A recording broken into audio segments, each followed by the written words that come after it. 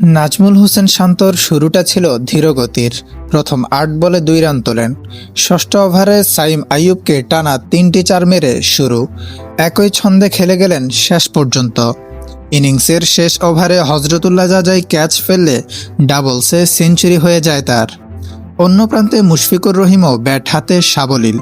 দুজনের ১০০ ছাড়ানো জুটিতে ২ বল বাকি থাকতে ৮ উইকেটে সিলেট টাইটান্সকে হারিয়েছে রাজশাহী ওয়ারিয়র্স। শান্ত ৬০ বলে ১০১ রান ও মুশফিক ৩১ বলে ৫১ রানে অপরাজিত ছিলেন। ১৯১ রানের লক্ষ্যে তারা দুজন মিলে ১৩০ রান করেন ৭১ বলে। বিপিএলের উদ্বোধনী ম্যাচে মুখোমুখি হয় সিলেট ও রাজশাহী। টসে জিতে ফিল্ডিংয়ের সিদ্ধান্ত নেয় রাজশাহী। সিলেটের হয়ে ব্যাটিংয়ে নেমেই প্রথমে ঝড় তুলেন সাইম আইয়ুব, করেন ১৫ বলে ২৮ রান। অপর প্রান্তে রনি তালুকদার করেন ৩৪ বলে ৪১ রান। তবে এদিন বিপিএলের প্রথম ম্যাচে প্রথম 50 তুলে নেন পারভেজ হোসেন ইমন, করেন ৩৩ বলে ৬৫ রানের অসাধারণ ইনিংস।